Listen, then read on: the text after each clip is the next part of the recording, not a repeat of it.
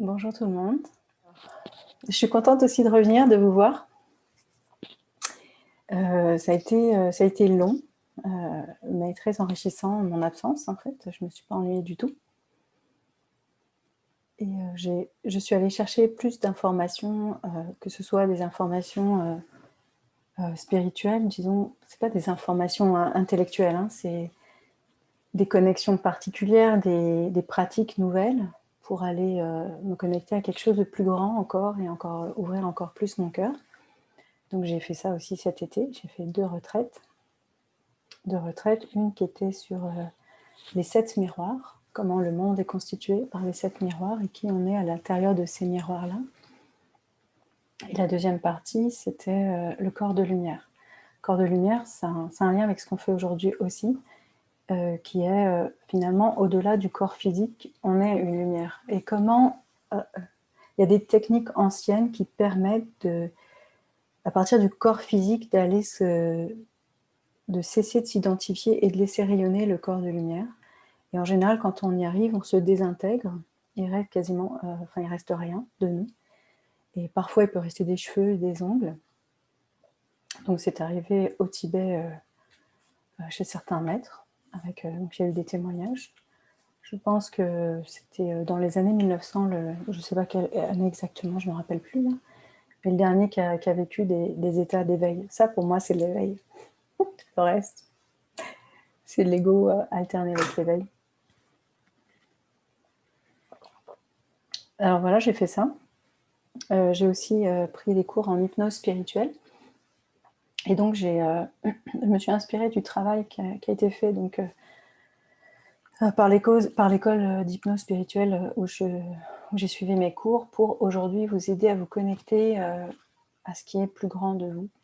Donc, on va un petit peu mélanger tout ça aujourd'hui. Voilà. Mais je ne pourrais pas vous enseigner tout ce que j'ai appris là. Je vais vous faire comme des petits points, puis on va travailler aussi avec des choses très mentales, vous allez voir. Donc aujourd'hui, je vais vous présenter un petit peu comment se trouver. En fait, je vous avais écrit, il y a 2 aspects. Il y a un aspect humain, puis un aspect plus que j'appelle essence, la partie divine, la partie de conscience supérieure, de moi supérieur. Ça va dépendre un peu vos termes. On va essayer de se trouver un terme en commun aujourd'hui, ou 2. Alors, à quoi ça sert de savoir qui on est? Dans quel but, en fait? En fait, du point de vue humain, si on arrive à savoir vraiment qui on est, on arrête de se comparer aux autres. On n'a pas besoin de se dire « Ah, mais je suis comme ça, l'autre il est comme ça, est-ce que je suis bien, est-ce que je suis pas bien, est-ce que je devrais être autrement ?» Ensuite, quand on se connaît vraiment bien, on fait des choix éclairés. C'est plus facile de savoir ce qui est bon pour nous et ce qui n'est pas bon. Donc c'est une connaissance de... Vous allez voir, il y a 2 aspects. Il y a l'aspect intuition, ça c'est la connexion avec la partie plus divine de vous. Et en même temps, il y a une connaissance de l'humain pour savoir ce qui est bon pour nous. Et ça, on va le passer parce que c'est hyper important, l'aspect humain. Si je sais qui je suis vraiment, je peux me faire respecter. Je fais respecter mes droits et ce que je vaux et ce que je suis. Je sais ce que je vaux. Je sais ce que j'aime, ce que j'aime pas. Je sais ce que je désire et ce que je désire pas. Et j'arrive à faire respecter en fait tout mon ensemble de ce que je suis. Et si j'ai pas conscience de ça, c'est un peu plus flou, en fait, c'est un peu plus animal ou instinctif dans la défense. Quand on arrive à savoir qui on est, en fait, il y a une sorte de paix avec soi. On n'a pas, comme je disais tout à l'heure, on n'a pas besoin de se comparer, mais on n'a pas besoin de faire d'efforts pour être différent, parce qu'on est ce qu'on est. Et on ne cherche plus autre chose. Et c'est ça, on n'essaye pas de rentrer dans des standards qui sont établis par la famille ou par la société, ou essayer de plaire à quelqu'un. Ça, c'est quand on sait qui on est, mais aussi quand on s'aime. Parce que des fois, on sait qui on est, mais on ne s'aime pas, et on continue à essayer de vouloir plaire pour être accepté un peu par nos proches. Mais disons que c'est important de s'aimer, c'est le numéro 1. Mais au moins, si on sait qui on est, ça va être plus facile de s'aimer soi-même. Puis du point de vue essence, donc ce que j'appelle l'essence, c'est pas l'âme. Donc j'ai le corps physique, j'ai une âme. L'âme est venue faire une expérience terrestre, et elle porte des mémoires. Et ça, elle a des limites, c'est-à-dire qu'on va retrouver des blessures au niveau de l'âme. Donc si elle vit des trahisons, qu'elle n'a pas réglé dans la vie terrestre, elle va mourir avec cette trahison et porter une vibration, une information. Donc ça, c'est l'âme. Pour moi, l'âme n'est pas assez, à ce niveau de conscience, c'est pas assez évolué, à mes yeux. C'est quand même une expansion de conscience par rapport à un niveau conscient humain, mais je voudrais qu'on aille chercher aujourd'hui l'essence. C'est-à-dire l'essence, c'est quelque chose qui ne porte plus de mémoire, qui est juste plus pur, plus proche du divin, mais qui est encore individualisé. Donc on n'est pas fondu dans le tout, où il n'y a plus rien, il y a juste une chose, l'unité, la source ou ce que vous voulez, c'est pas ça. Donc si j'ai la source à un niveau où je suis une goutte dans l'océan et je me confonds avec l'océan, ensuite je suis l'eau qui est dans tel océan, ça ce serait l'essence, et puis je suis une goutte, ça c'est l'âme, puis je suis une goutte incarnée, c'est l'humain. D'accord ? On se base là-dessus, donc je vais appeler conscience supérieure ou essence, ce qui est au-dessus de l'âme, mais qui n'est pas assez haut pour pouvoir être encore séparé. Donc du point de vue essence, ce que ça amène, si on connaît notre essence, et c'est important de la connaître après d'être identifié à l'humain. Je vais vous expliquer pourquoi. Mais si je m'amène à connaître l'essence que je suis, du coup, il n'y a plus de peur. Je ne m'identifie pas juste à un humain. Je suis pas... Oui, l'humain, il est fragile. Les conditions météorologiques vont faire en sorte que, je ne sais pas moi, s'il y a un cyclone qui passe et que la maison est arrachée, mon côté humain, il va mourir. Il n'est pas permanent. Donc j'ai des peurs, des trucs de survie. Je suis en interrelation. Mais quand je suis connectée à mon essence, c'est comme à ce moment-là, la peur n'existe pas. Il y a une ouverture vers ce qui est. Il n'y a plus de ce qui arrive, il faut que je me batte pour vivre. Il n'y a plus cet aspect-là. Donc connaître son essence et être en lien avec elle, ça amène vraiment cette ouverture à la vie incarnée.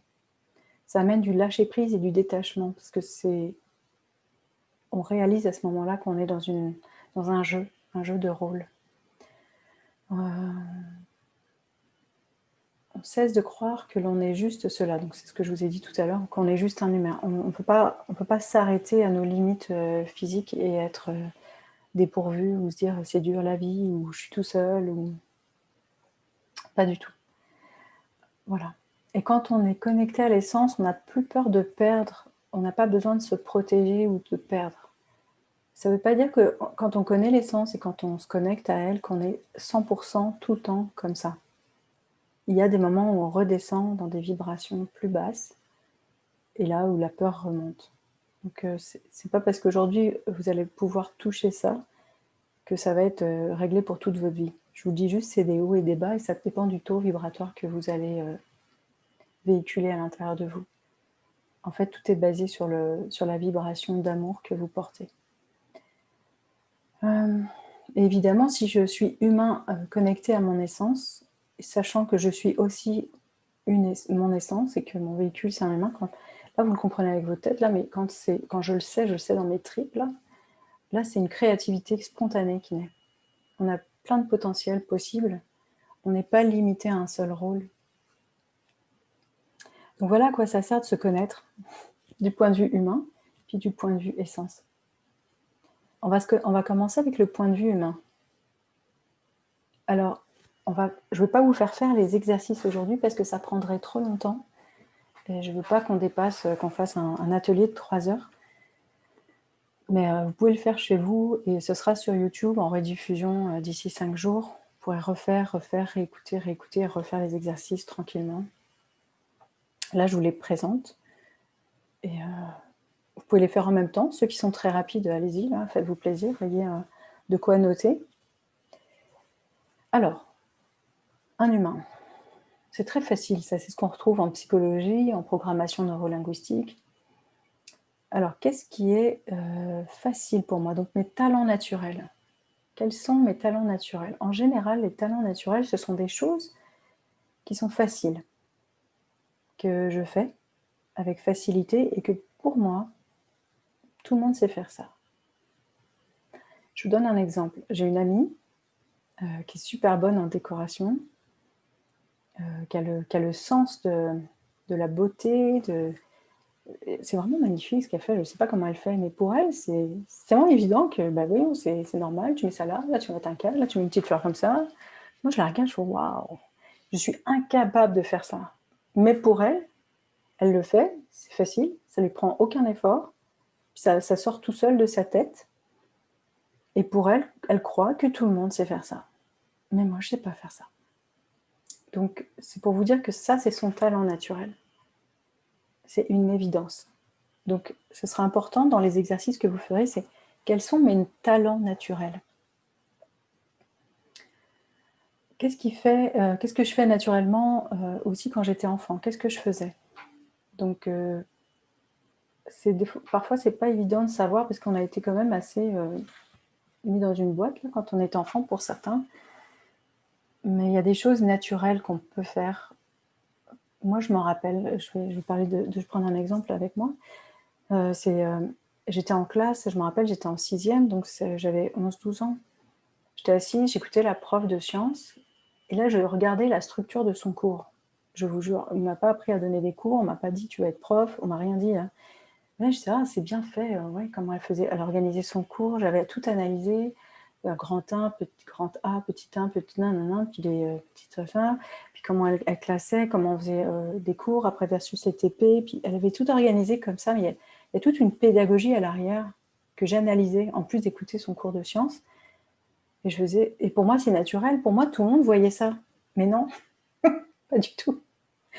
Donc, c'est des choses qu'on fait ou comme ça, ou naturellement, depuis que j'étais en primaire, j'essayais d'aider les autres enfants à comprendre leur cours. Voilà. Donc, naturellement, j'avais cet aspect de transmettre et d'enseigner. Ça, c'était vraiment une évidence. Mais je ne savais pas que j'allais être prof. Puis, je ne voulais pas être prof. En fait, à la base, je ne voulais surtout pas être prof dans l'éducation nationale. Donc, pour moi, prof, c'est ça, c'est l'éducation nationale. À l'époque, quand j'étais jeune. Donc, je ne savais pas ce que j'allais faire. Je ne voyais pas du tout. Je n'étais même pas consciente que j'allais aimer enseigner, alors que je le faisais naturellement. J'ai toujours fait ça, mais vraiment, sans faire exprès. Dès qu'il y avait une association, donner des cours dans les prisons, j'y suis allée. Quand j'étais à l'université, j'ai fait vraiment toujours des activités de bénévolat. J'ai donné des cours de devoirs à la maison pour des élèves dont les parents ne parlaient pas français. Je faisais du bénévolat comme ça tout le temps, toujours lié à l'enseignement. Donc c'était clair qu'il y avait quelque chose, une fibre naturelle. Puis d'autres personnes, ça peut être autre chose. Il y en a qui aiment construire des cabanes ou qui inventaient toujours peut-être des trucs de cuisine, d'autres plus créatifs dans le domaine de l'art, d'autres c'est plus dans la musique. Des fois, je fais des choses hyper simples on se dit ça sert à rien. Ou des gens qui aiment organiser, qui organisent ça super bien. Il y a des gens qui aussi naturellement vont mettre des personnes en relation. Donc on est enfant, puis on essaye toujours qu'il y ait l'harmonie dans la classe. Tel groupe d'élèves avec tel groupe d'élèves, ils se disputent, puis nous, on cherche la paix, par exemple. Vous voyez, il y a des talents, des choses qu'on faisait naturellement quand on était enfant. Il faudra juste vous poser cette question, puis vous en rappeler si vous pouvez. Et si vous ne pouvez pas, regardez maintenant, là où c'est facile pour vous. Il y a aussi une autre clé qui va vous donner vos talents, c'est des choses que vous faites et vous ne voyez pas le temps passer. Donc par exemple, si vous vous intéressez, je ne sais pas moi, au développement spirituel, peut-être vous allez commencer à écouter des conférenciers, puis là vous aimez ça, puis vous allez en manger, puis vous allez prendre des livres, puis vous aimez ça, ou vous vous intéressez aux plantes, à la construction écologique, vous vous intéressez à la nature, aux oiseaux. Il y a des choses qui sont naturelles pour vous. Vous intéressez à la couture, au tricot, et vous pouvez regarder des trucs, faire, puis passer des heures, puis vous êtes juste dans un espace où ça peut être ça peut faire la cuisine. Il y a des choses que vous faites, puis on dit que ça vous éclate, là, ça vous amuse beaucoup. Et le temps passe vite quand vous faites ça. Attention, quand on est sur l'ordinateur, le temps passe vite, même si c'est bien ordinaire et que ce n'est pas quelque chose qui nous anime. Donc ça va vous permettre de définir vos talents naturels. Et c'est important en tant qu'humain de définir ses talents naturels. Donc c'est la première étape parce que ça va vous permettre un petit peu mieux de savoir, oui, j'ai des talents naturels, donc je vais aller plus là-dedans, puis je vais me sentir bien là-dedans. Les qualités, défauts. Alors les qualités, c'est facile, la question qu'on peut se poser, c'est qu'est-ce que je pense de moi? Et puis aussi, on peut poser la question, mais qu'est-ce que pense tel ami de moi? Qu'est-ce que pense mon conjoint, ma conjointe de moi? Mes parents, mes enfants? Et puis on fait une liste. Et c'est super important de comprendre qu'un défaut, c'est une qualité exagérée. C'est-à-dire si je suis dans l'ignorance de ce que je suis, si je suis dans le manque d'amour, si je suis dans le manque de reconnaissance, j'ai des qualités qui vont basculer en défaut. Parce que tout peut être blanc et noir, selon l'énergie qu'on met dedans. Si je mets de la lumière et de l'amour, automatiquement, c'est paisible et centré et équilibré. Par exemple, si je suis une personne bien organisée, mais que je suis en paix, dans la lumière, ça crée quelque chose de beau dans la maison. Mais si je suis une personne organisée dans le côté sombre, ça devient un petit peu trop contrôlant pour les autres et étouffant. Donc ça pourrait être un défaut, mais c'est pas un défaut. Donc disons que ça se transforme, l'organisé, en contrôlant. Mais contrôlant, c'est pas un défaut, c'est juste un manque de lumière, l'ignorance de votre lumière. Donc c'est tout. D'accord? Puis il y a 0 défaut, c'est clair. Il faut que ce soit très très clair parce que tout le monde va dire des choses sur vous à un moment, que vous n'êtes pas assez ou que vous êtes trop, ou l'a dit peut-être dans votre enfance. Mais non, c'est pas vrai. Si vous n'étiez pas assez ou vous étiez trop, c'est parce que vous manquiez d'amour. Point final. Les conditionnements qu'on a, pareil, ça je vous laisse regarder. Vous avez des automatismes et des façons de penser. On est conditionné par les systèmes. Il faut juste les connaître. Pas les changer, sauf s'ils nous posent un problème. Mais c'est normal d'être conditionné, sinon on ne peut pas vivre sur Terre. Dans la société, disons, on peut vivre, mais on va avoir des difficultés de rentrer en réseau et en communication avec les autres, si on n'a pas des conditionnements. On a juste le conditionnement de pouvoir marcher, de pouvoir manger, des réflexes, ça c'est les conditionnements, d'accord? Donc posez-vous quelques questions là-dessus, mais c'est pas super important de les connaître, mais juste parfois de se poser quelques questions quand ils apparaissent. Les métaprogrammes, on ne les regardera pas aujourd'hui, c'est sortes de programmes de façon d'agir et de réagir. Et c'est un peu comment je me repère dans le monde aussi. Donc je me repère comment dans le monde? Est-ce que l'opinion des autres est plus importante que me recentrer en moi et puis savoir ce qui me parle en moi? Est-ce que je suis une personne qui est plus à expliquer tous les détails, qui a besoin de détails, ou est-ce que je suis plus une personne qui est plus globale, qui aime les résumer? Vous voyez? Donc est-ce que j'ai tendance à détail, global? Il y en a plein de métaprogrammes, vraiment beaucoup là, avec différentes sections. Je vais pas, ça c'est un cours de PNL, je ne vais pas rentrer dedans. Mais ça en fait partie. Si vous ne les connaissez pas, c'est pas grave, c'est pas le plus important pour être bien avec soi-même et faire des choix. Ce qui va être le plus important, c'est vos talents naturels, vos qualités / faux défauts. Puis l'exercice qu'on va faire, c'est les valeurs et les croyances. Ça, c'est vraiment hyper important. Donc je vais me concentrer là-dessus.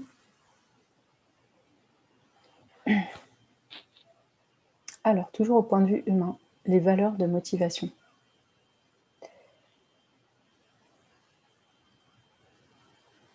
Alors, elles dépendent du domaine de vie, c'est-à-dire j'ai des valeurs dans la vie en général, mais j'ai des valeurs au travail qui peuvent être différentes de celles qui sont dans la vie en général.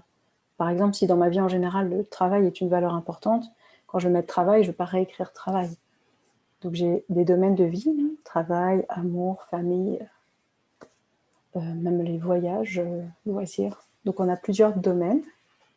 Dans chaque domaine, on a des valeurs. On appelle ça, là ce qu'on va chercher, c'est des valeurs de motivation. Je vais me concentrer là-dessus parce que c'est ce qui est le plus important pour vous aujourd'hui. Je vais donner un exemple. Je vais créer un exemple fictif de Madame X. Alors, la question qui est à se poser, et là je vous invite à la noter, on va la faire dans la vie en général. Mais vous pouvez faire le même exercice dans les différents sous-domaines de la vie. Donc, qu'est-ce qui est important pour moi dans la vie? C'est simple comme question. C'est vraiment super simple. Qu'est-ce qui est important pour moi dans la vie? Je ne vous demande pas de m'écrire un roman, mais juste de m'écrire des valeurs. Une valeur, c'est un mot ou un groupe de mots assez concis. Ça peut être un verbe ou un nom. Alors voici un exemple. Donc Madame X se pose cette question. Qu'est-ce qui est important pour moi dans la vie? Alors elle écrit, puis elle peut mettre des numéros. Elle dit, oh, ben, la paix, c'est important. Oui. Ah oui, l'amour, c'est important. Parce que si j'ai la paix, ouais, mais j'ai pas d'amour, ça va me manquer quelque chose. Mais j'ai la paix, j'ai l'amour. Qu'est-ce qu'il me faudrait d'autre? Ah ben j'ai besoin d'argent pour vivre. Oui, oui, ça c'est important. Alors Madame X, elle écrit argent. Alors elle s'imagine, ok, j'ai la paix, j'ai l'amour et j'ai de l'argent. Est-ce que ça va? Non. Ah non, non, je veux me sentir libre. Allez, liberté. Alors c'est toujours Madame X, elle se dit, bon, est-ce que j'ai toutes mes valeurs là? Alors j'ai la paix, l'amour, l'argent, la liberté. Ok, maintenant, j'ai tout ça, est-ce qu'il me manque quelque chose? Ah oui, il manque quelque chose aussi, j'ai besoin de communiquer. Alors elle va écrire communiquer. Puis après, elle se pose encore des questions et des questions, donc on arrive à peu près à 8 valeurs. L'idée, c'est d'en avoir 8 à 10, maximum 16, parce que vous allez voir que l'exercice qu'on fait après, si vous en avez plus que 16, vous allez vous arracher les cheveux. Si vous en avez plus que 16, essayez de les regrouper. Si par exemple, là j'ai marqué le point, la valeur numéro 5 c'était communiquer, puis la valeur numéro 6 c'est partager, puis mettons j'en ai 20.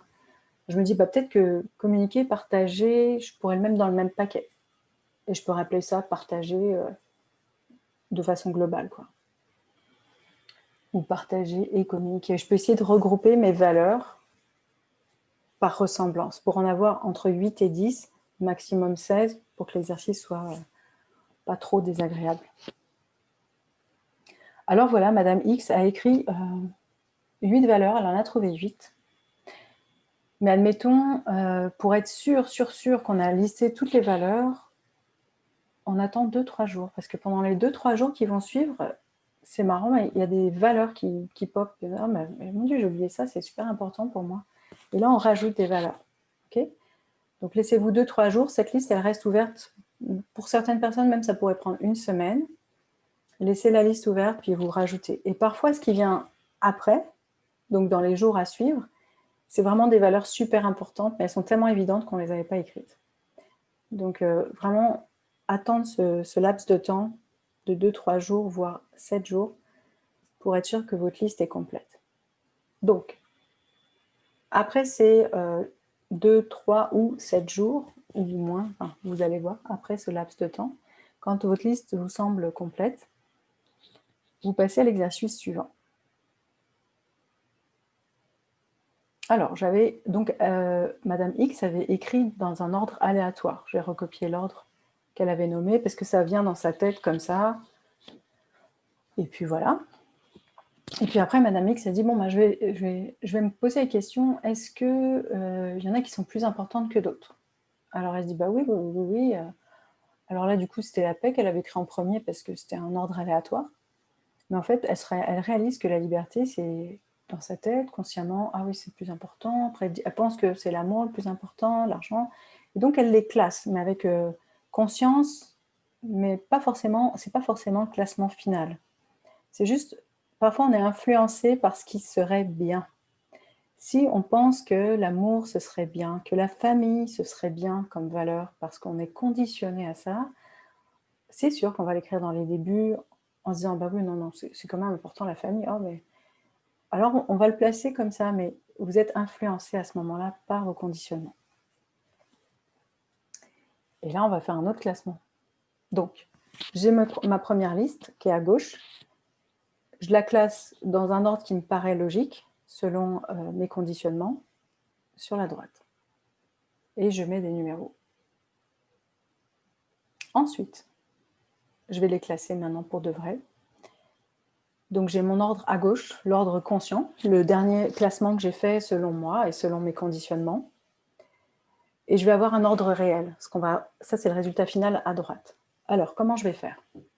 Donc, vous voyez, il y a liberté, amour. Ça, c'est ma façon consciente de les avoir classés. Pour moi, pour Madame X, c'était la liberté, puis l'amour, qu'elle avait mis en premier. Mais elle va se dire, ok, est-ce que c'est vrai que c'est ça? Alors, je vais comparer chaque valeur entre elles. Alors, j'imagine, le point 1, c'est la comparaison. Donc, oui, je me reprends 1, mais c'est le point 2. Si j'ai la liberté et pas l'amour, donc j'ai première valeur liberté, deuxième valeur amour, selon mon classement conscient. Alors, si j'ai la liberté, mais j'ai pas l'amour, je ferme les yeux, j'imagine, j'ai la liberté, mais j'ai pas l'amour. Je me sens libre, mais j'ai pas l'amour. Ok, je me sens comme ça. Maintenant, je vais imaginer que j'ai l'amour, mais j'ai pas la liberté. Alors, j'ai l'amour, mais j'ai pas de liberté. Comment je me sens? Est-ce que c'est agréable? Pas sûr. Après, ça dépend de nos valeurs. Donc, il y a des gens que c'est plus important d'avoir la liberté que l'amour que la liberté, donc ce serait là. Donc, il y a une situation qui va être vraiment inconfortable. Donc là, Madame X, quand elle voyait qu'elle avait l'amour mais pas la liberté, elle était très inconfortable. Ça veut dire que la liberté était plus importante. Vous voyez? Parce que si je lui enlève la liberté mais que je lui donne l'amour, elle n'est pas bien. Mais pas bien beaucoup. Mais si je lui mets de la liberté et pas d'amour, elle n'est pas bien moyen.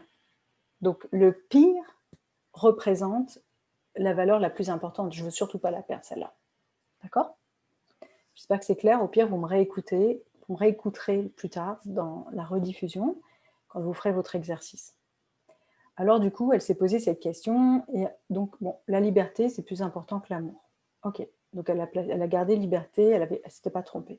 Ensuite, elle compare liberté et argent. Alors j'ai de la liberté et je regarde ma troisième valeur, argent. Est-ce que je suis bien? J'ai de la liberté, mais j'ai pas d'argent. Ouais. Maintenant, après, j'imagine que j'ai de l'argent, mais j'ai pas de liberté. Ouf, ça coince. Elle n'est pas bien. Bon, bah, la liberté, c'est encore plus important que l'argent. Ensuite, elle va prendre toujours la liberté, puis elle va la comparer avec la quatrième valeur, la valeur qui suit, la famille. Donc, j'ai de la liberté, mais j'ai pas de famille. C'est triste, mais c'est OK. J'ai une famille, mais j'ai pas de liberté. Est-ce que je suis heureuse? Mais non, elle n'est toujours pas heureuse. Donc, la liberté reste là. Elle reste numéro 1. Ensuite, elle va toujours comparer la liberté. On continue à comparer toujours le premier. Hein. Liberté avec paix. Donc, la liberté et la paix. J'ai la liberté et j'ai pas de paix. Ok. Et j'ai de la paix, mais j'ai pas de liberté. Ça coince. Donc, c'est encore la liberté. Ok. Je fais de la liberté avec la sixième valeur, partager. Donc, j'imagine que j'ai la liberté et je peux pas partager. Je me sens comment? Ensuite, j'imagine que je peux partager, mais que j'ai pas de liberté. Je me sens comment? Oh, ça va pas. Ok, c'est toujours liberté qui gagne. Après, je compare liberté, travail. J'ai de la liberté, mais j'ai pas de travail. Je me sens comme ça. Ok, et j'ai du travail, mais j'ai pas de liberté. Ouf, ça passe pas. Ok, la liberté, c'est encore numéro 1. J'ai de la liberté et je voyage pas. Ok. Ensuite, j'imagine que je voyage, mais que j'ai pas de liberté. Voilà, ça passe pas. Donc, on sait que la liberté reste numéro 1. D'accord? Donc, dans son ordre conscient où elle avait placé la liberté en première place, c'était vraiment la vraie place pour la liberté. Donc, si on regarde au niveau de l'ordre réel, ça veut dire que le 1 restera vraiment liberté. Liberté est classée, on n'y touche plus. Je vais aller voir le deuxième point. La deuxième valeur, c'était l'amour, selon son conscient et ses conditionnements. Alors, elle a comparé l'amour à toutes les croyances, toutes les valeurs en dessous. Alors, j'ai l'amour, mais j'ai pas d'argent. Comment je me sens? Ok. J'ai de l'amour, j'ai de l'argent, mais j'ai pas d'amour. Comment je me sens? Oh, non. Ok, c'est encore l'amour qui gagne. J'ai de l'amour, j'ai pas de famille. J'ai la famille, j'ai pas d'amour. Tac, tac, tac. Puis j'ai de l'amour, j'ai pas de paix, mais j'ai de la paix et j'ai pas d'amour. Et là, ça a basculé. C'est-à-dire que si elle dit j'ai de l'amour, mais j'ai pas la paix, elle se sent pas bien. Mais si elle a la paix sans amour, elle se sent mieux. Disons, c'est, comme on dit au Québec, c'est moins pire. Ça veut dire que la paix vient d'embarquer. Elle est devenue plus forte que l'amour. Donc on reprend la paix. Et la paix, je vais la tester par rapport aux valeurs qui étaient en dessous. À partager, travail et voyager. J'ai la paix, je travaille. J'ai la paix, mais je ne peux pas partager. Versus, je peux partager, mais je n'ai pas la paix. Puis en fin de compte, elle fait tout ce travail-là avec les 3 dernières valeurs qui restent. Puis c'est la paix qui gagne. Donc elle a sa première valeur qui est la liberté. La deuxième qui est la paix. Et on continue. Alors on reprend soit l'amour, puis on le compare avec ce qui reste comme valeur. Et on fait ça. Et à un moment, on a un classement final. Donc là, on voit l'ordre réel, qui était donc pour Madame X, liberté, paix, communiquer, amour, argent, travail. Donc on voit bien que l'ordre réel n'est pas toujours l'ordre conscient. Si je regarde la première liberté de l'ordre conscient, la première valeur, c'est liberté, liberté, c'était la même. La deuxième valeur, conscient, elle croyait que c'était l'amour, mais finalement la paix était plus importante. Troisième valeur, elle croyait que c'était l'argent, mais enfin, finalement, communiquer, c'était plus important. Donc vous voyez, il y a quand même des petits changements.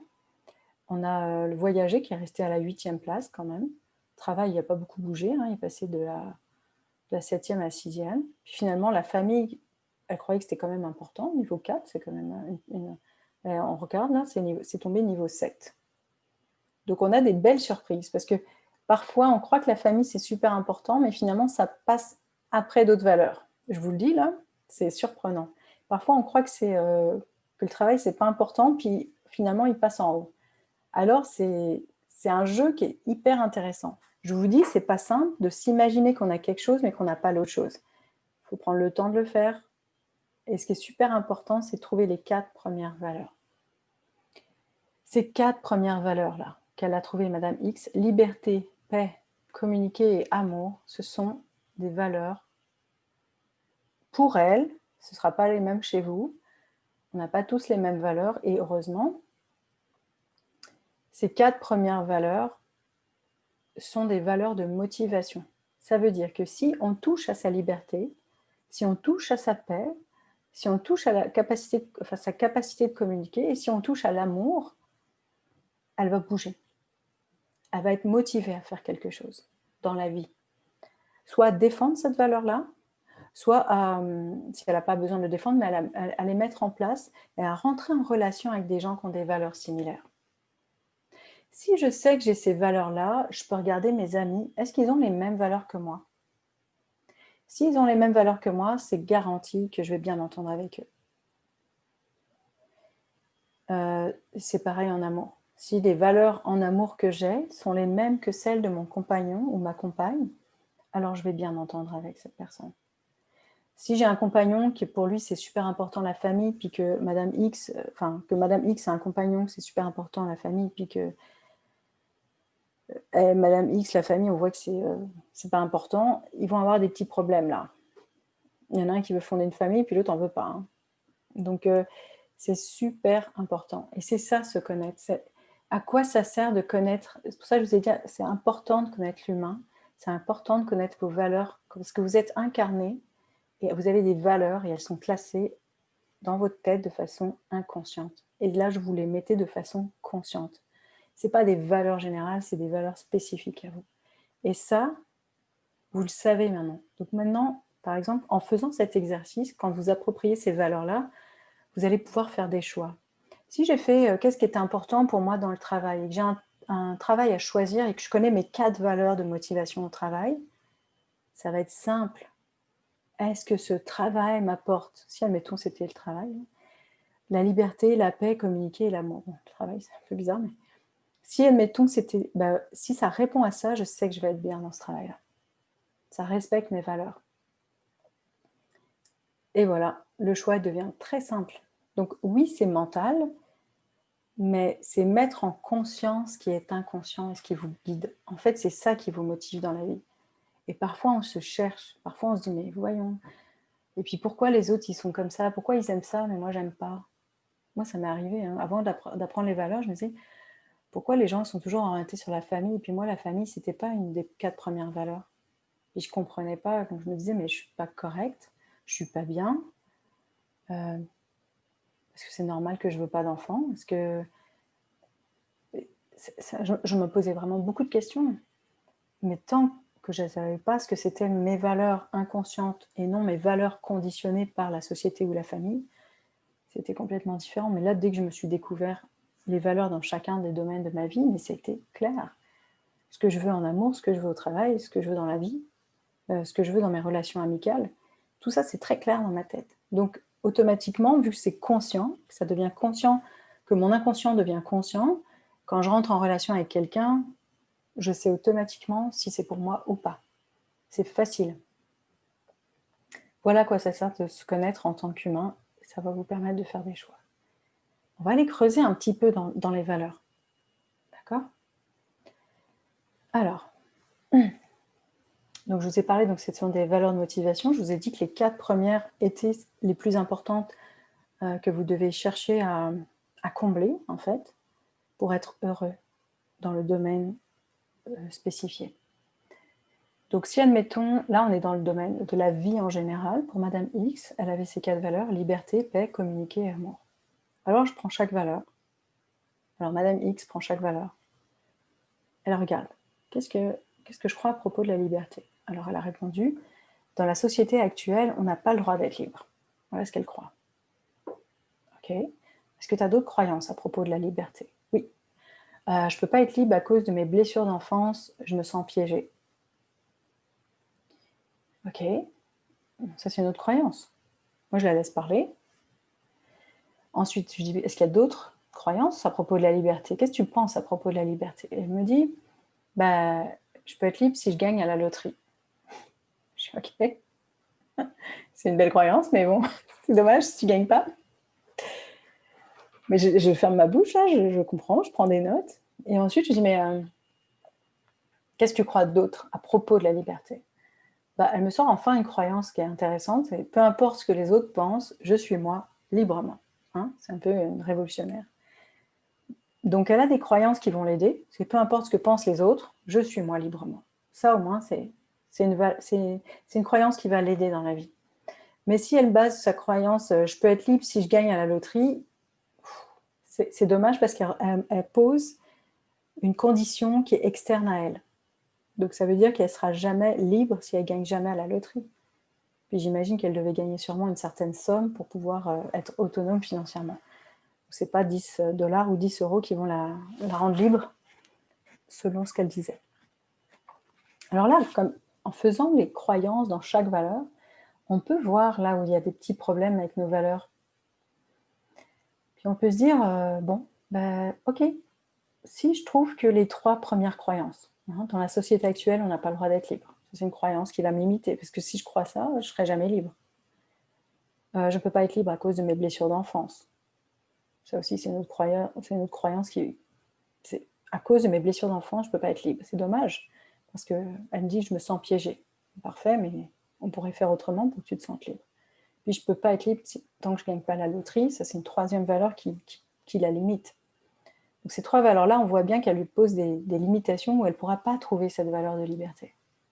Donc c'est important de se poser la question, avec chacune des croyances qui vous limitent, de se dire,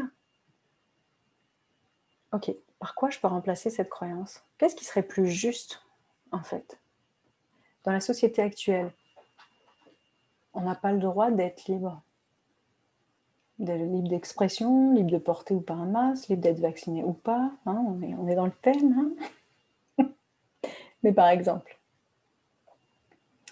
et si elle pensait différemment? Alors, quel type de croyance on pourrait remplacer? Ok,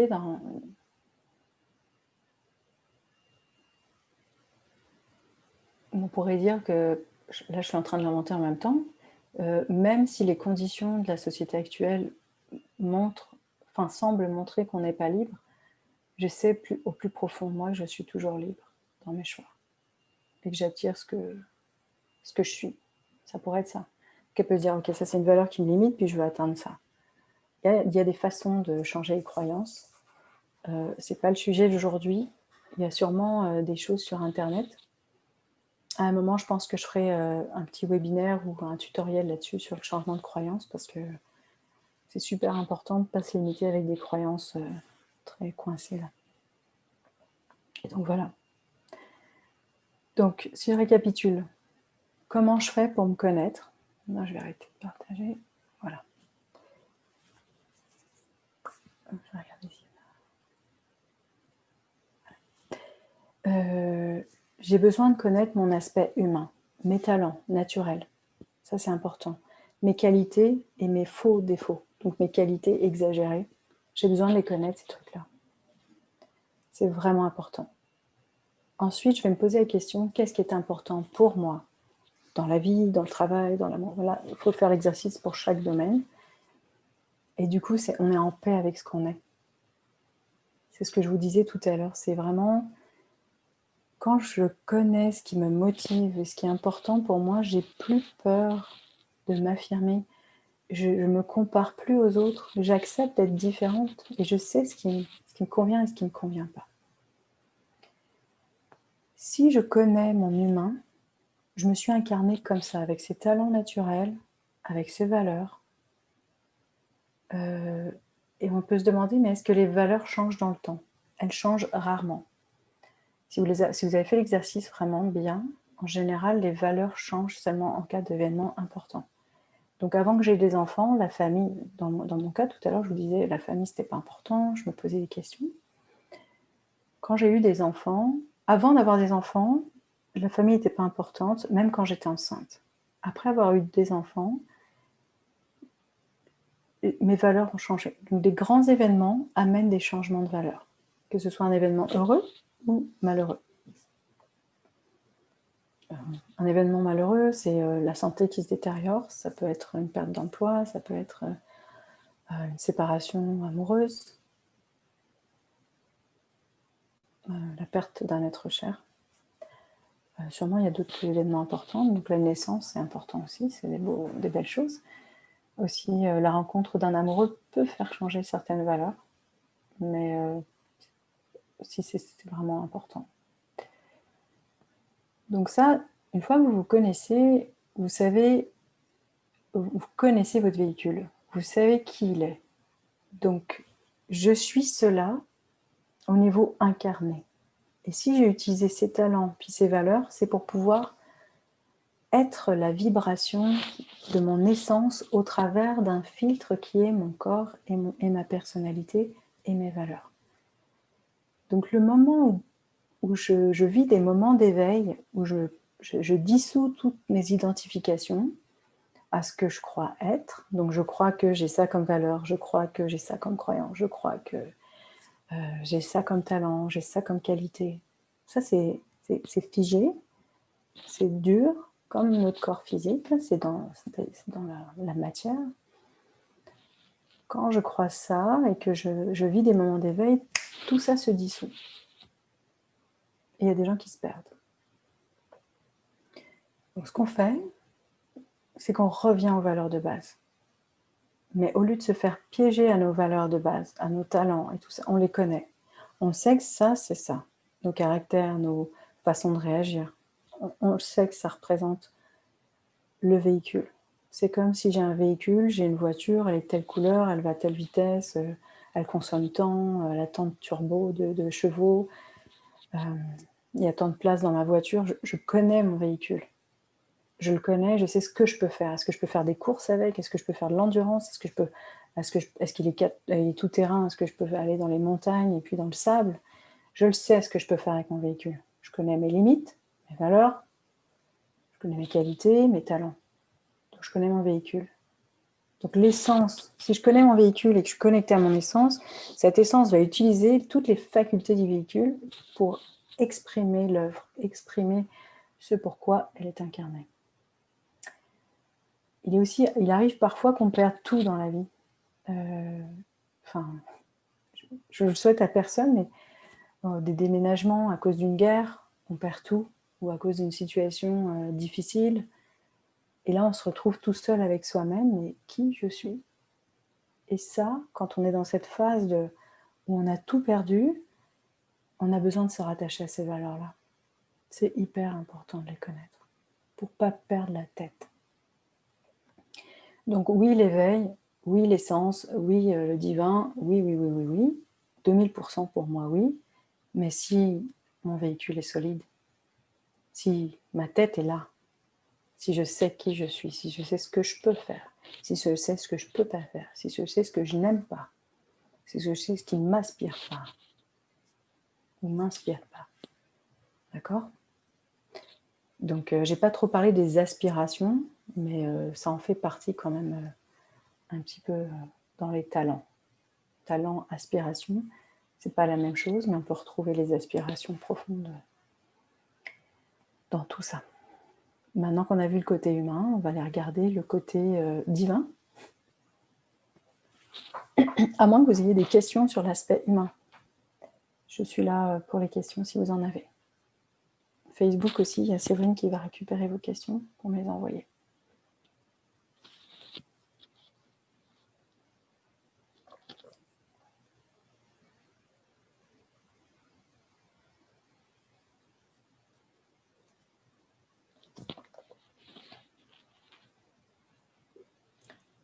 L'ego ne peut pas nous tromper.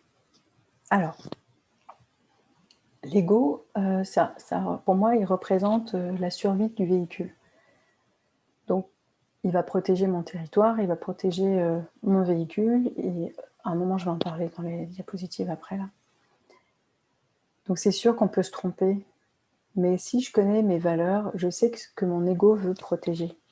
Donc, du coup, ça me permet de savoir que quand je pense comme ça, c'est mon identification à l'humain ou mon ego qui va faire ça. Donc après, je n'ai plus besoin de le dissoudre, je sais qui il est, je sais ce qu'il veut protéger. Donc je fais équipe avec lui. Si par exemple, il y a une personne qui a un tempérament de leader profond, c'est très orgueilleux, mais il est conscient de ça. Les moments où il n'est pas connecté à son essence et qu'il voit que c'est son leadership exagéré qui prend le dessus, à ce moment-là, il sait, il ne peut pas se faire avoir. Il voit bien que ça ne vient pas de son essence. Donc c'est pour ça, parce qu'il se connaît bien, il ne peut plus se faire trop avoir par l'ego. De toute façon, tout ce qui vient du mental, c'est souvent égotique. Hein. Voilà. Puis les peurs. Est-ce que, donc Joël demande si vous aurez le PowerPoint, non, mais vous aurez accès à la vidéo. Vous pourrez prendre des notes ou faire des comment ça s'appelle, print screen, hein, des copies d'écran, je sais pas comment dire. Comment trouver ses qualités quand on a grandi dans un environnement qui ne nous soutenait pas? Posez-vous la question de ce que vous faites de façon, enfin, où vous êtes bonne, ou ce que vous faites bien. C'est tout simplement ça. Aujourd'hui, si je ne regarde pas le passé, aujourd'hui, dans quoi je suis bonne? Quelles sont mes qualités? Est-ce que je sais bien cuisiner? Est-ce que j'ai une écoute active? Est-ce que j'ai mes oreilles et mon cœur ouverts pour les gens? C'est une qualité aussi. Est-ce que il y a plein de types de qualités. Donc même si le passé c'était pourri, il y a quand même des choses. Puis vous avez peut-être, enfin, j'espère, au moins une amie ou un ami proche qui pourrait vous dire vos qualités. Ou vous les écrire, parce que des fois on les entend mais on ne comprend pas, parce qu'on n'a pas le droit de recevoir, d'être des qualités. Donc demandez à quelqu'un qui vous aime, qui est bienveillant envers vous, de vous écrire vos qualités, de ce qu'il pense de vous, mais juste les aspects beaux. C'est une façon de vous connaître. Sarella, comment trouver ces qualités? C'est bon. Ah. Okay. Alors on va continuer avec le côté divin.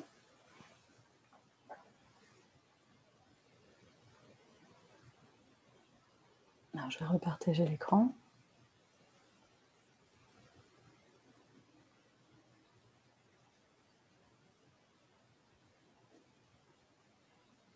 Azélan. Tac. Alors, se connaître du point de vue essence. Tout à l'heure, il y a quelqu'un qui demandait une question par rapport à l'ego. Mais si jamais, donc le deuxième point, c'est celui qui dit « Oh, t'as vu ce qu'il m'a fait? Cette personne m'a fait ça. T'as vu ce qu'il a dit sur moi? Comment ose-t-il faire ça? Comment ose-t-il me faire ça ?» Le M apostrophe, le moi, le me, réfère à l'identité limitée de l'humain, et soit son ego. Donc dès que vous dites ça, c'est l'ego qui est touché, c'est pas l'essence. D'accord? Ça, c'est un repère. Si je suis connectée à mon essence, en connaissant les vertus de mon véhicule, mes talents, mes valeurs et tout ça, c'est magnifique. En fait, je fais un avec l'humain que je suis. Donc j'arrête de m'identifier à des rôles. Quand je m'identifie à mon rôle, par exemple, de leader, bah, je vais me calmer assez vite parce que je vais bien voir que c'est mon ego. Si je prends le rôle d'être parent, admettons une personne qui prend son rôle d'être papa, puis papa il est autoritaire, puis tu dois écouter ton père, par exemple. Ben, c'est évident que c'est un rôle. Alors plus on est identifié au rôle, plus on est déconnecté de l'essence. C'est clair.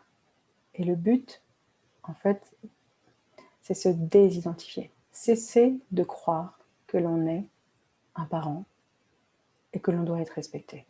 Cesser de croire que si j'ai tel métier, si je suis avocat ou juge, que je suis cela.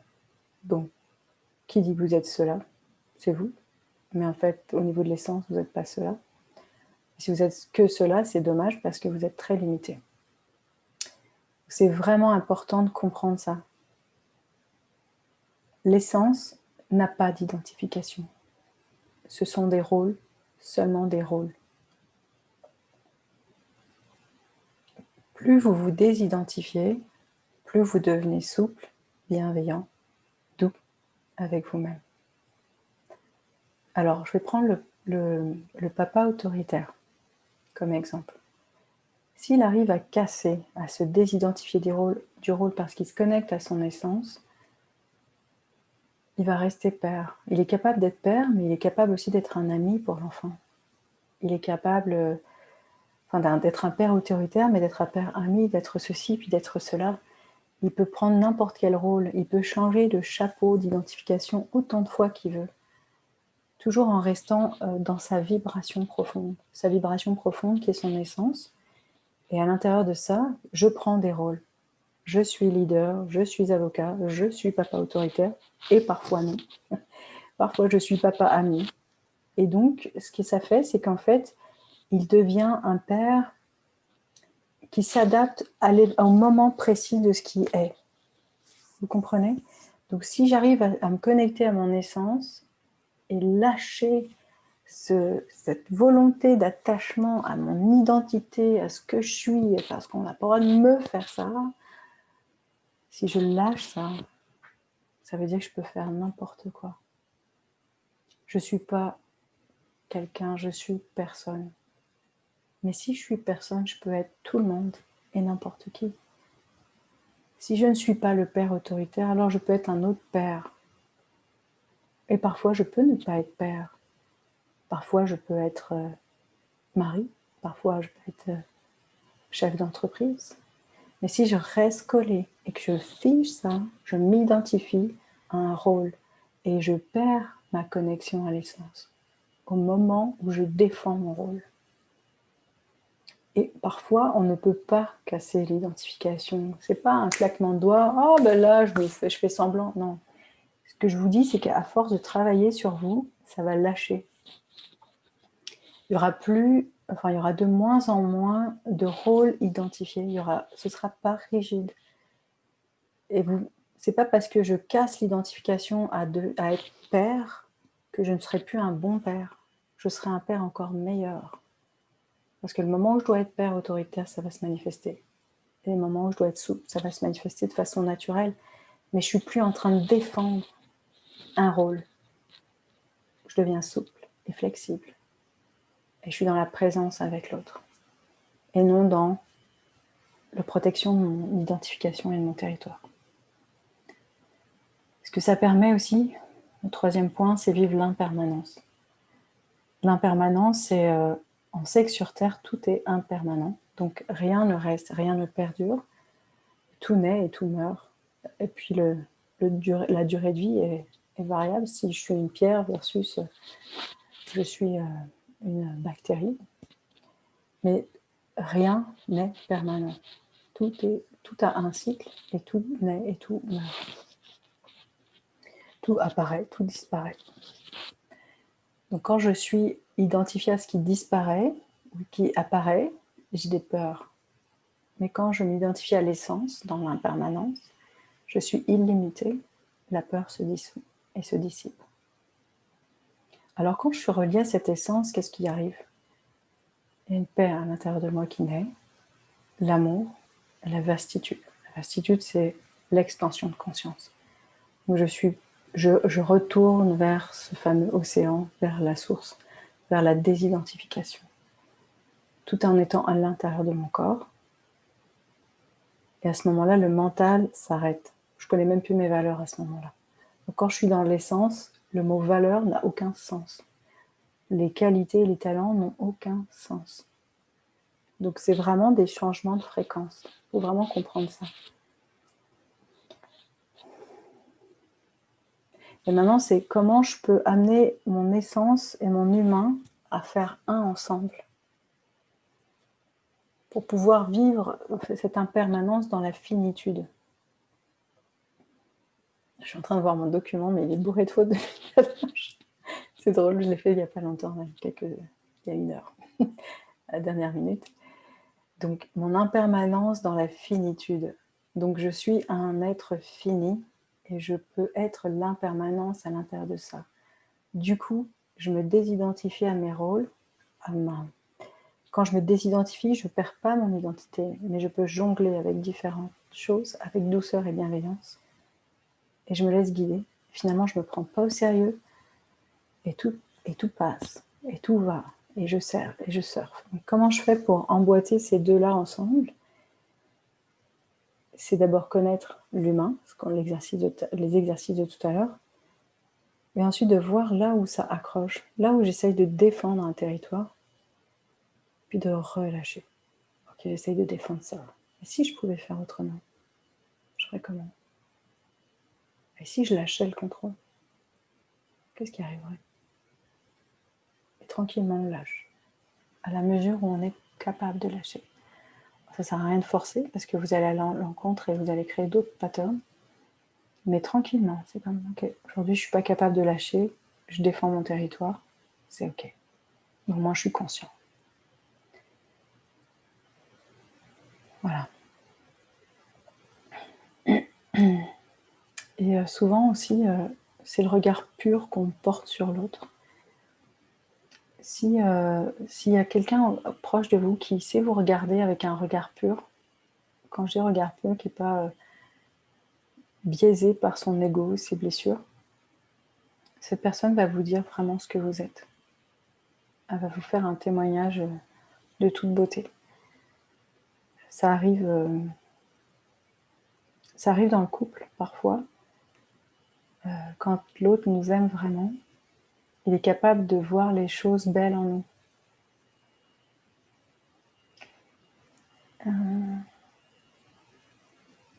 J'essaie de trouver un exemple.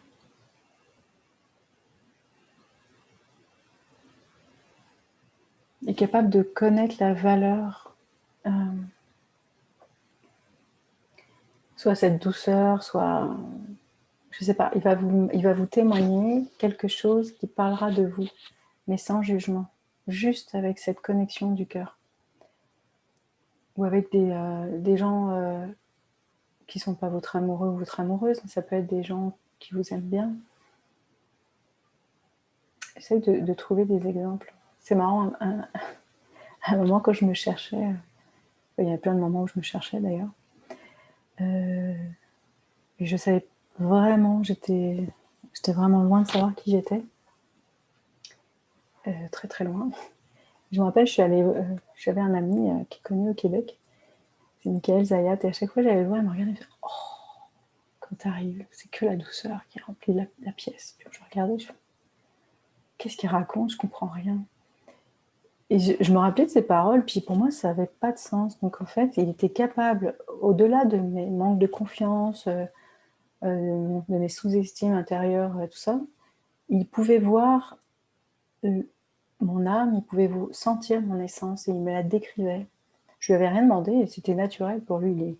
Si vous connaissez Michael, vous comprendrez de quoi je parle. Donc, il y a des gens comme ça qui vont vous témoigner spontanément, sans... c'est gratuit, ça sort de leur cœur, ils vont vous le témoigner. Et ça, c'est vraiment intéressant. Parfois, ce sont vos collègues de travail, les gens, vos clients, qui vont vous dire « Oh, t'as changé ma vie » ou « Grâce à toi, ceci » ou... Peu importe. Il y a des gens, des fois, moi je dis, on arrive à savoir qui on est quand l'autre nous parle avec son cœur. Et ça va vous donner des pistes sur votre essence, sur vos talents. C'est pas des talents, mais c'est des choses profondes qui émane de vous. Mais on va faire un exercice quand même, parce que parfois il n'y a personne qui ne dit rien.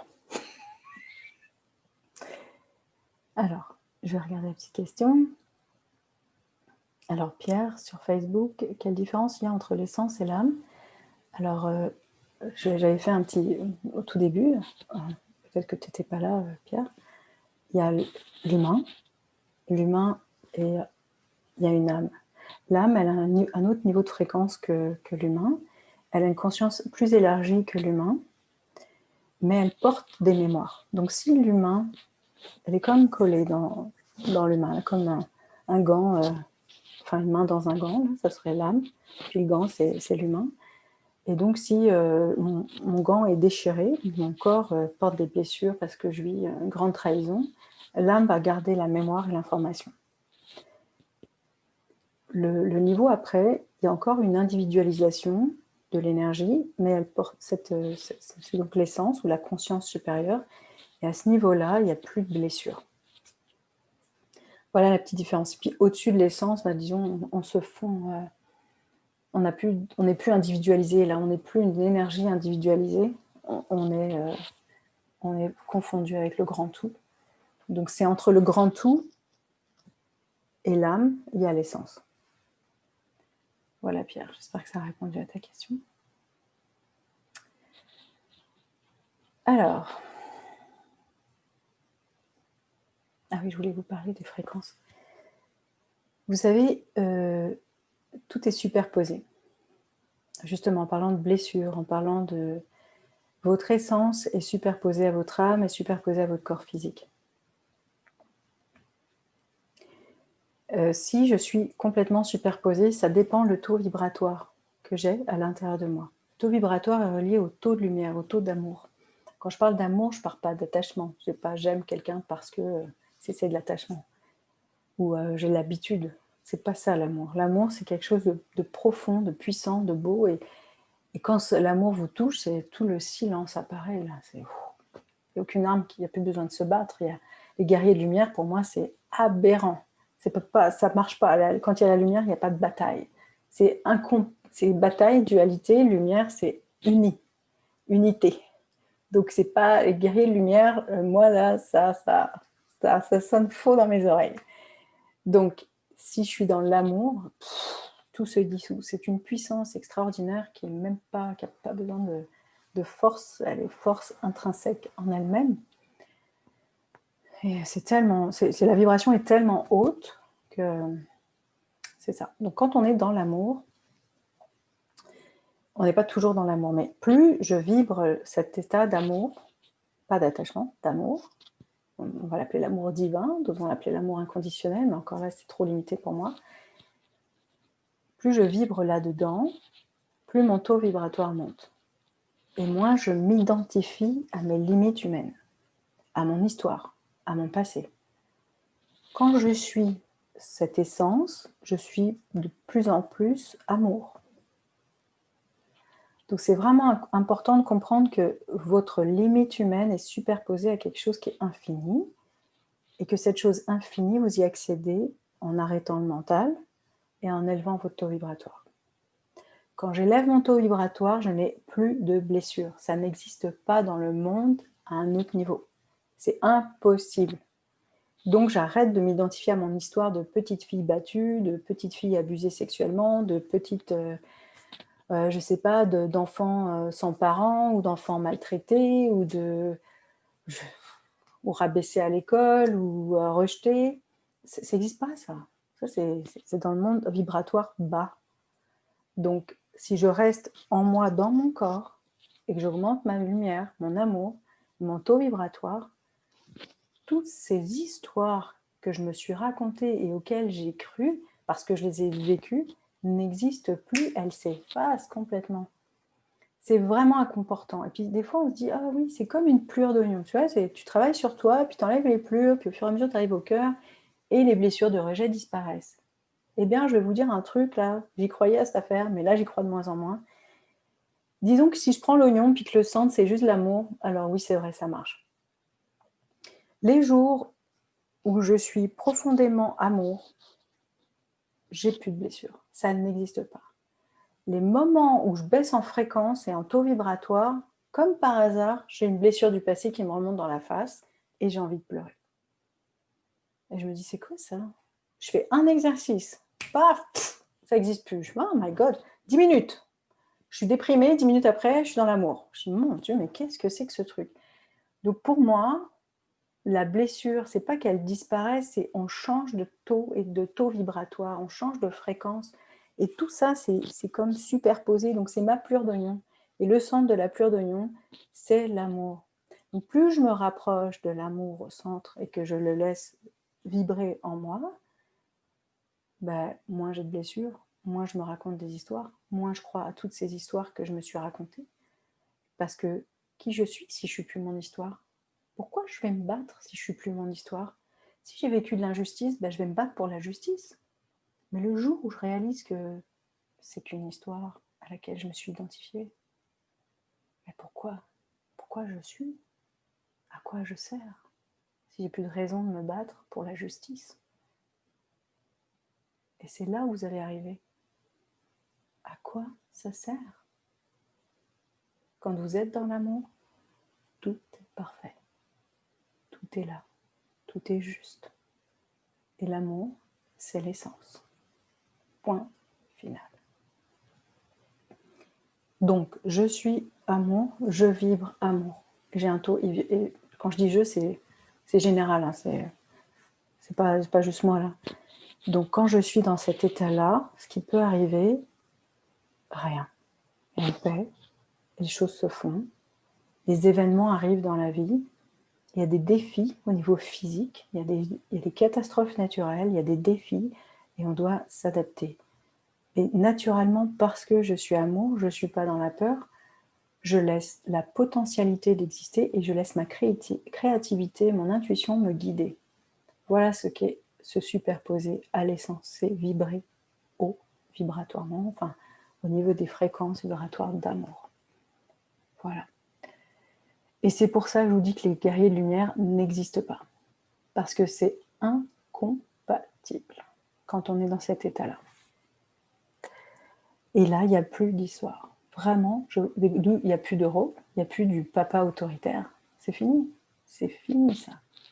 Ça sert à rien. C'est je suis. Point final. Et quand je suis guidée directement par mon essence. Je vais parler, je vais agir de par mon essence et non par mon identification au rôle que je porte. Alors au rôle de victime de l'enfance, au rôle de n'importe quoi que je me suis donné, toutes ces étiquettes que je me suis mise, là, je suis un leader, je suis machin, en numérologie je suis bidule, en astrologie je suis trucmuche, on s'en fout, mais tellement, il n'y a plus rien, c'est comme une vraie blague, tout est une blague, c'est une scène dans laquelle j'œuvre.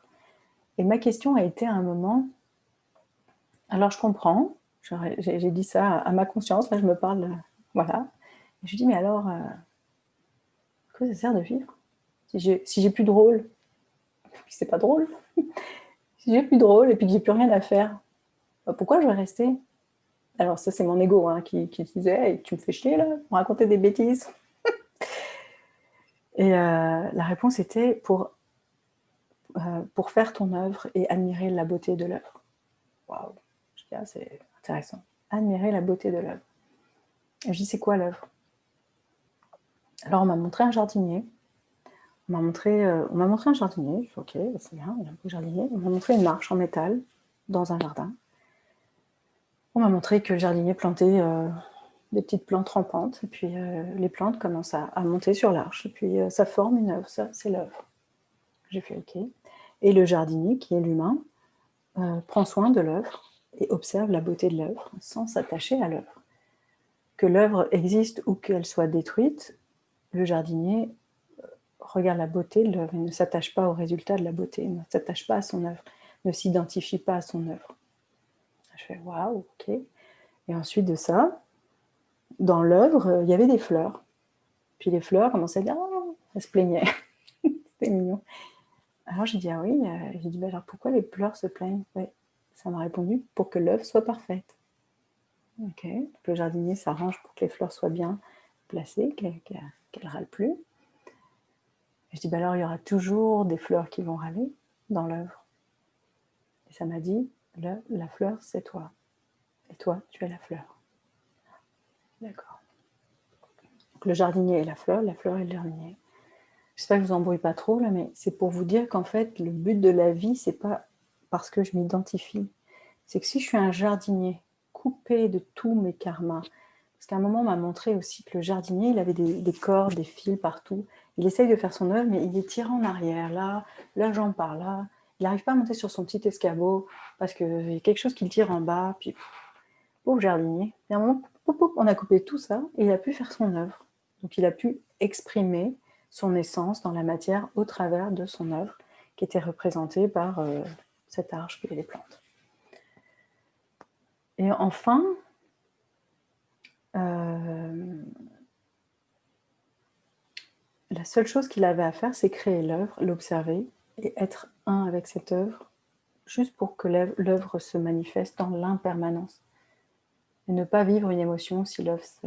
Donc, si je suis le jardinier détaché de tous ces liens karmiques, détaché de toutes mes identifications, je crée mon œuvre au travers de mon corps physique, de ses talents naturels, je vais créer l'œuvre. Et cette œuvre va participer à une symphonie globale de chaque œuvre de chaque jardinier. Voilà, c'est juste la création qu'on est venu expérimenter et expérimenter l'amour au travers de la matière. Voilà. C'est pas écrit dans le PowerPoint, ça. Mais c'est pas grave. Alors, il y avait 2 questions. Quelle relation entre l'âme... quelle relation... Moi, je pense, je vais refaire la question. Quelle relation il y a entre l'âme et la conscience, je pense. Ça va dépendre de ce que vous appelez conscience, mais si la conscience, c'est ce qui est quelque chose de plus intelligent, pour moi, la conscience sera moi j'appelle ça la conscience supérieure, ça se rapproche de l'essence. C'est ce qui parle dans notre tête avec une sagesse pure et un amour pur. Comment maîtrise-t-on son taux vibratoire s'il faut le faire monter par la méditation, autre chose. Alors le taux vibratoire, je pense que de se connaître, de se respecter et de faire des choses qui sont bonnes avec nous, ça fait monter le taux vibratoire. Ensuite, pour monter un taux vibratoire aussi, on peut utiliser la nature, donc des cours d'eau, l'océan, des lacs, on peut utiliser les forêts, ça augmente le taux vibratoire. La musique, l'art augmente le taux vibratoire. Si jamais votre art c'est cuisiner, ça augmente le taux vibratoire. Donc si j'aime cuisiner et que c'est mon œuvre, quand je vais faire ça, je vais toucher les légumes, ça augmente le taux. Toucher un animal, ça augmente le taux vibratoire. Être en présence et en conscience avec un animal. Alors ça, beaucoup de gens le font avec des chevaux, mais même un chat, si vous avez un chat, c'est pareil. Enfin, c'est pas pareil, mais disons que ça augmente aussi. Il vous reflète une conscience différente, qui n'est pas mentale. Donc pour augmenter son taux vibratoire, c'est pas mal ça. On peut utiliser des pierres, on peut utiliser des huiles essentielles. Moi, je dirais que plus vous êtes ancré dans la présence, dans votre corps, plus votre taux vibratoire augmente. Le taux vibratoire augmente aussi quand vous libérez des énergies lourdes à l'intérieur de vous. Les énergies lourdes, c'est justement toutes ces mémoires lourdes. Ça peut être autre chose, hein, des sorts, des implants et des bidules. Là. On ne va pas rentrer dans les détails énergétiques, mais il y a des choses qu'on porte en nous qui sont lourdes. Et quand on fait un travail énergétique ou de la méditation, certaines choses spirituelles, ça permet de libérer ces choses lourdes. Et au fur et à mesure qu'elles s'en vont, on se rapproche du noyau de l'oignon, du cœur, de l'amour. C'est un peu comme ça qu'on monte ce taux vibratoire. Si vous cherchez avec la volonté à tout prix de monter votre taux vibratoire, ça ne va pas vibrer haut parce que vous êtes dans la volonté profonde. Mais si vous êtes dans une recherche de bien-être, juste parce que vous aimez rire et puis être bien, ben c'est autre chose. Mais si vous faites l'exercice pour ça, ça ne marche pas. C'est tricky. Donc Agnès, merci pour le jardinier. Ouais, elle est belle, hein. Ça, c'est ma conscience, mon essence qui a mis un coup à mon ego en me balançant des trucs comme ça. Et c'était vraiment intéressant. On y va. Là, le plus intéressant maintenant, c'est vraiment de se connecter à cette essence et de la laisser vous parler. Je vais faire comme une petite préparation avant de commencer la méditation. Oui, alors on me demande si la gratitude et la prière augmentent aussi le taux vibratoire. Tout à fait. Oui. En effet. Il y a plein de façons d'augmenter. Hein. Je n'avais pas écrit à l'avance, là, donc je vous donne tout ce qui sort, mais c'est vrai, la gratitude. La prière, tout ce qui est spirituel, pour moi, augmente. Toutes les traditions spirituelles, chanter des mantras ou réciter des prières, qui est la même chose en fait, ça augmente le taux vibratoire si on est en accord avec ce mantra et avec cette prière. Seulement et si seulement qu'on est en accord. Si je récite une prière qui ne me parle pas, ça n'augmente pas mon taux vibratoire. Il faut que ça me fasse vibrer quand je chanter, ça augmente le taux vibratoire en passant. C'est bon ça, chanter. Jouer de la musique. Danser, si vous aimez danser. Alors, je vais vous repartager mon écran. Là, je m'améliore. Donc, je vais faire une hypnose avec ces sons-là. Je vais vous guider.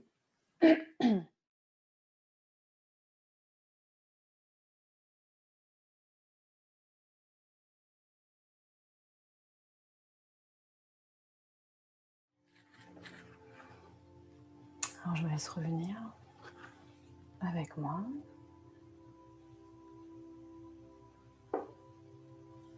Si vous ne dormez pas,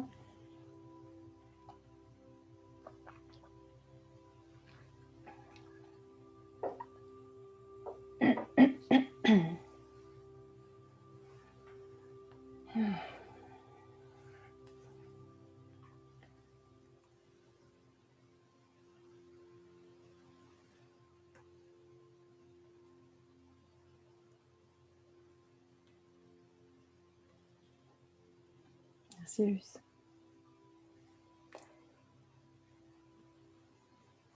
Merci Angèle. Merci Yvette. Si vous voulez me partager parmi vous, si vous avez eu la chance de recevoir des messages. Alors avec les yeux, c'est pas évident. Ok. La question 2. Je suis éclaireur. Ok. La question 2, bouge pas. C'était quoi la question 2? Je vais aller voir.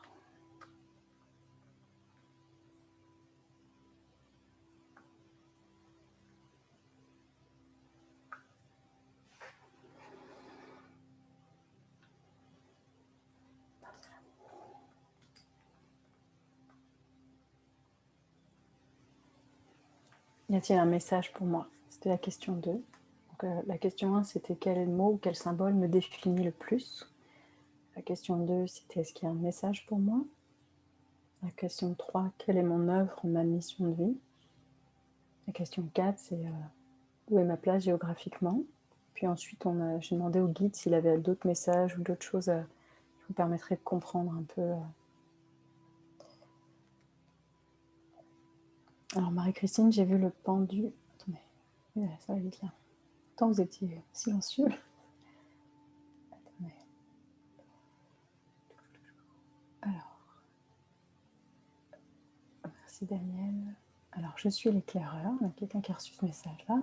Il n'y a pas de mot assez puissant. Merci de tout cœur. Merci Daniel. Merci Marie-Josée. Merci, que de douceur. Sandrine. Merci, beau voyage. Merci, chère Nathalie. Le symbole de Monique, c'était une flamme rouge. Alors, merveilleux pour Sylvie. Doris, donner. Message. C'est vrai, il y a beaucoup de merveilleux. Merci. Symbole, un triangle. Ne comprends pas. C'est pas grave, t'en fais pas. Laisse-toi le temps parce que des fois dans la nuit ou demain, où tu vas dire ah mon Dieu, ça a du sens. Le triangle, c'est. J'ai pas envie de t'influencer. Tu regarderas sur internet ce que symbolise le triangle. Et puis c'est très puissant. Angèle Martin, pardon, oui, ça a encore bien fonctionné. La réponse à toutes les questions, la plus longue à arriver était ma mission. Ah, tu l'as eu? Bravo. Message alimenter le feu, Dominique. Alors, Marie-Christine, elle a vu le pendu du tarot de Marseille et le symbole de l'infini. Ensuite, message avec beaucoup de verbes d'action. Bouffée de chaleur, larmes aux yeux, 2 mots sont venus, légèreté, amour. Estelle, ma tête avait tendance à bouger aussi, pas évident. Ah, c'est pas grave. Je vous demande pas d'être des athlètes des mouvements oculaires, hein. Louise, merci. Et sans souffle, atteint comme. État sans souffle, atteint comme. Séverine, des messages qui lui semblent très justes. Doris a éclaté en sanglots à 2 reprises. Je vais rebondir là-dessus. Quand on touche cet amour, comme tout à l'heure je vous parlais, c'est de l'amour, pas de l'attachement, c'est garanti qu'on pleure. C'est comme tout s'arrête. C'est comme on baisse les armes, on arrête tout. C'est comme si on laissait toutes nos peines derrière, et puis en même temps que le cœur s'ouvre, il y a des larmes de reconnexion. Et puis enfin, je me suis retrouvée. Enfin, j'ai retrouvé la maison. Des fois, ça crée ça.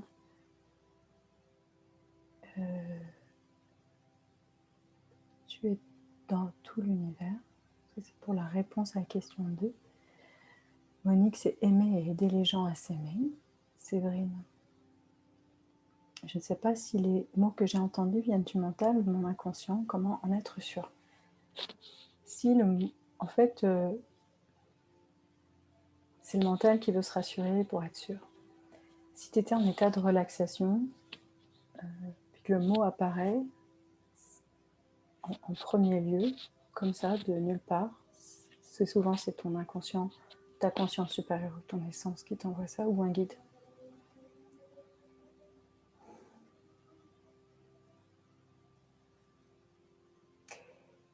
Merci Mireille, mais quelle expérience, et je partage avec vous la même opinion à propos de Michael Zayat, quel homme philosophe. Merci. Merci Marie-Jeanne. J'ai eu très chaud du côté droit quand tu as appelé les aides de lumière et je me suis assoupie, revenue juste quelques minutes avant la fin. C'est parfait. Tu referas la méditation pour avoir tes réponses.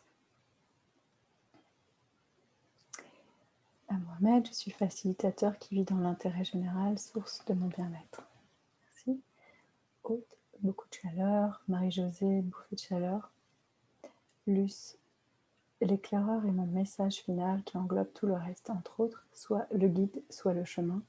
Baliser la route, semer les repères, ma place est dans la forêt, le temps arrive, accomplissement. Anne, une expérience intéressante, mais les réponses restent floues pour le moment, à suivre. Oui. Anne, tu pourras faire un autre moment. Séverine, cette méditation l'a éclairée sur son œuvre. Patricia, son élément, c'est l'eau de l'océan. Louise, le mot qui me définit, c'est l'amoureux, symbole et pi. 3, 14, 16. Laure, moi aussi, un triangle. Ah mon Dieu, il y a 54 messages, j'arriverai pas. Donner, être la conscience, construire vers le haut, ici, et confiance, puissance. Merci. Que voulais-tu dire par place géographique? Il y avait une personne qui demandait en fait où était sa place géographique, c'est-à-dire où elle doit vivre, je pense. Un lieu où vivre. L'œuvre, la protection, symbole, un orage. Pas de message, juste des couleurs différentes. Ça, ce sont des messages, c'est vrai aussi. Alors là, c'est l'interprétation du message, c'est pas évident. C'est comme le triangle. Quand le triangle, c'est plus facile qu'une couleur. Mais si tu veux, il y a des symboles de couleurs. Tu regarderas sur Internet, par exemple, qu'est-ce que représente le rose, le vert. Puis des fois, les couleurs ont un lien avec les rayons, les rayons des maîtres. Tu peux aussi utiliser ça, voir si ça te parle. J'ai entendu la forêt. merci. Donc, je suis une rose. Mon œuvre est de siéger sur la vie libre. Mon œuvre de me libérer des chaînes, de prendre mon envol. Un cercle. Beaucoup de rouge, les larmes. Ensuite, beaucoup de lumière, symbole flou que je n'ai pas pu identifier. L'exercice avec les yeux était un peu douloureux. Ça arrive parce que bouger les yeux quand on n'a pas l'habitude, ça fait mal. C'est les muscles et les tendons, là, les ligaments. Triangle, amour, sois toi rayonner, montagne. Restez moi-même. Merci, merci, merci. Merci à vous. Un peigne, c'est cute. Eh ben, tu vas comprendre ton symbole. Prends le temps. Oui, il s'écrit vite. Arc-en-ciel vert orange. La lune éclaire une chute d'eau pure. Construire, parler. J'y arrive pas. Vous avez 65 messages. Mon Dieu, c'est trop mignon. Me choisir. Je ne peux pas tout lire. Sinon, on en a pour 1 heure. Un lutin, une étoile. Je regarde vite fait. Orage, tonnerre. Vous êtes plus bavard que tout à l'heure. Hein. J'essaie de voir s'il y a des petites questions. Vous avez quand même, il y a pas mal de monde qui ont eu accès soit à des mots, soit des symboles, soit des couleurs. Réceptacle, partagé. C'était quand même assez nageuse. Alors, Carole n'a pas eu de message. Oui, merci. Merci pour tous vos remerciements, un ours. La rivière. Donc, un ours aussi, c'est pareil, ça porte un symbole. Qu'est-ce que ça veut dire, l'ours? Qu'est-ce que c'est, la rivière? Des fois, c'est flou. Hein. Quand on me dit « je suis témoin », ça veut... Concrètement, pour un humain, je suis témoin. J'ai bien compris que j'étais témoin, mais ça prend du sens. Parfois, ça m'a pris 2-3 années avant de comprendre ce que c'était être témoin et être celui qui murmure. Enfin, celle qui murmure, parce que je suis une fille. Donc, si les messages sont pas clairs, juste gardez-les en note, quelque part, vous pouvez les revoir, et puis peut-être que dans 2-3 ans, ça va avoir un sens enfin. Et ceux qui n'ont pas eu de message, vous pouvez réécouter. Eh ben, je vous fais des gros câlins, des gros bisous. Je vous dis, on se voit le 31 octobre, si vous voulez bien. Je serai en direct sur Facebook et puis en direct sur Zoom. Ce sera enregistré et rediffusé de toute façon. Pour ceux qui veulent refaire la méditation avant que ce soit paru sur YouTube, ça va être sur Facebook. C'est juste que c'est en vrac du début jusqu'à la fin. Ce sera à vous d'aller chercher le bon truc. Donc, ce qu'on fera la prochaine fois, c'est que je vais faire gratuitement, cette fois-ci, un soin avec l'antenne de l'échelle. Il y en a qui ont eu cette chance d'en recevoir. C'était payant. Là, je vais l'ouvrir un peu à tout le monde, mais ça va être exceptionnel de temps en temps gratuit, juste pour que vous sachiez ce que ça fait. Et puis, certaines personnes aussi ont besoin d'aide. Et là, ça va vous aider avec l'antenne de recevoir cette aide-là pour libérer justement les perturbations intérieures. Donc, 31 octobre, c'est un webinaire gratuit. Il n'y aura pas de théorie, c'est juste un soin avec l'antenne de l'échelle, enfin une séance énergétique. On ne peut pas dire que c'est un soin, mais c'est une séance énergétique dans laquelle vous pouvez libérer des choses, d'émotions, mentales, des blessures, des choses comme ça. Voilà. Merci à tous. Bonne soirée, bonne fin de journée pour les gens au Québec. Et puis, on se voit le 31 octobre. Je vous enverrai l'information par l'infolettre. Voilà. Bye tout le monde.